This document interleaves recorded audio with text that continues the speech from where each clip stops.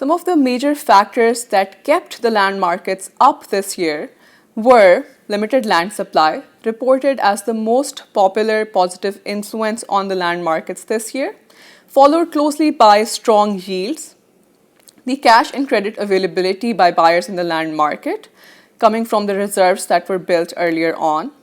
also including very strong and stable demand from farmers as well as investors alike, as well as good performance in the livestock sector. Some of the factors that kept this from being a more wider growth in the farmland markets were lower commodity prices, cited as the most popular negative influence in farmland markets this year, followed by higher interest rates, higher input costs, the uncertainty around trade and tariffs, as well as the limited cash and credit availability being experienced due to difficult crop markets.